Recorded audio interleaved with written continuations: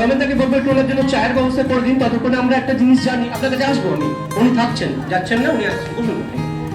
তো আমরা অনেকক্ষণ শুনলাম যে সুস্থ কিভাবে থাকবো।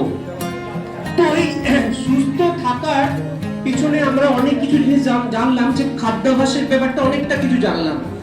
বাট জীবনে সুস্থ থাকার সঙ্গে সঙ্গে আর কি দরকার?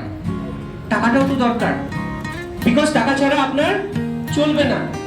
যদি রোগের পেছনেই সব টাকা খরচা করে দেন আপনি, তাহলে আপনি কিভাবে সংসার চালাবেন, বা কিভাবে আপনার ছেলে মেয়েদেরকে পড়াশোনা করাবেন, কিভাবে আপনি একদিন ঘুরতে যাবেন, কি করবেন? কিছুই করতে পারবেন না, বিকজ ম্যাক্সিমাম টাকাটা আপনার এই রোগের পেছনে চলে যাচ্ছে।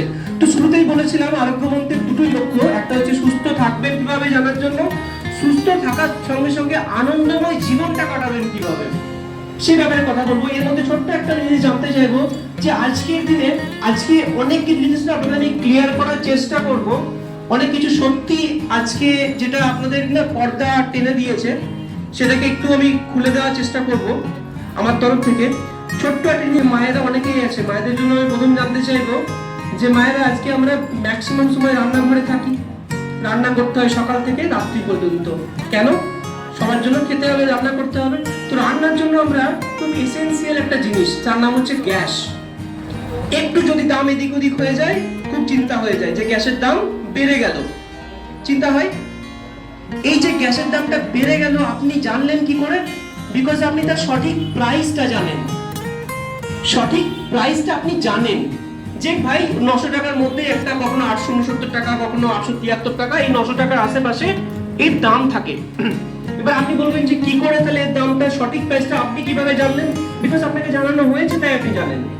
কেন জানানো হয়েছে? বিকজ কারো বাড়িতে দেখবেন ইন্ডিয়ান গ্যাস যায়, কারো বাড়িতে ভারতের গ্যাস যায়, কারো বাড়িতে এইচপির গ্যাস যায়, বাট দাম তো একই থাকে, ঠিক বললাম?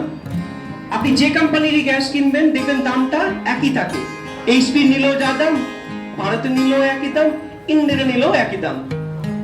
আবার যারা আজকে আমরা পুরুষেরা আছি, তারা জানি আজকে আমরা বাইক চড়ি, কেউ কার চালাই, তো পেট্রোল এরকম অনেক পাম্প হয়, এইচপির পাম্প হয়, ভারতের পাম্প হয়, ইন্ডিয়ান অয়েলের পাম্প হয়।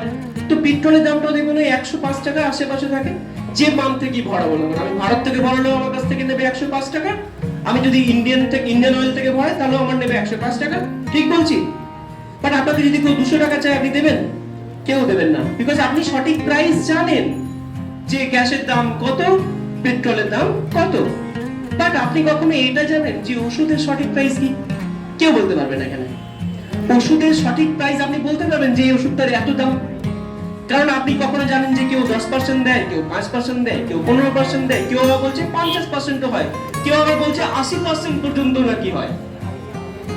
কিন্তু আপনি জানতে পারছেন না, বিকজ আপনাকে জানতে দেওয়া হয় না। আপনাকে জানতে দেওয়া হয় না। কেন জানতে দেওয়া হয় না আপনাকে বুঝতে হবে। বিকজ আপনাকে প্রথমেই বলেছিলাম, বাংলায় একটা লাইন আছে, স্বাস্থ্যের সাথে কেউ কম্প্রোমাইজ করতে আমরা চাই না। এই যে ভয়টা আপনার মধ্যে ঢুকিয়ে দেওয়া হয়েছে, এর জন্যই আপনি জানতে পারেন না।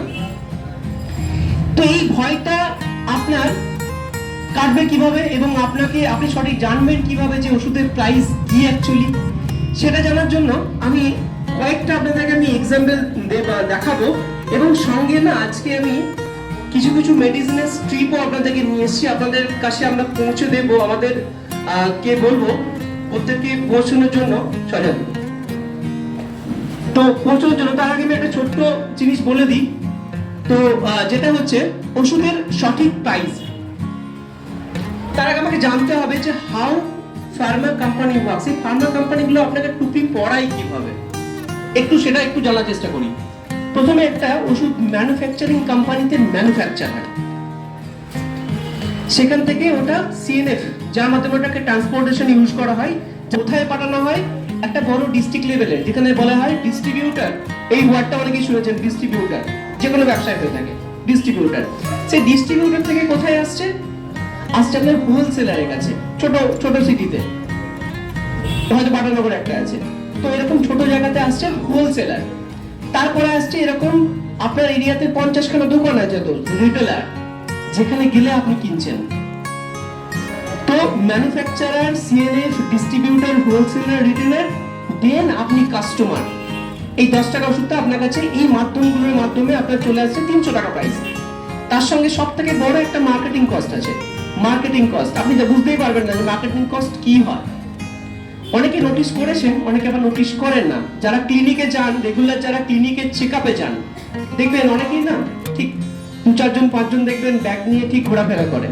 তাদেরকে আমরা এক কথায় বলি মেডিকেল রিপ্রেজেন্টেটিভ। অনেকে এইটা শুনেছেন, মেডিকেল রিপ্রেজেন্টেটিভ। কেন আসে ডাক্তারবাবুদের কাছে? কেন আসে কখনো ভেবেছেন কেন আসে? তো কেন আসে? Because of marketing. ডাক্তারবাবু কি দোষ থাকে? থাকে না, ফোর্স করানো হয়। একটা বড় চ্যানেল চলে, এখানে ফোর্স হয়।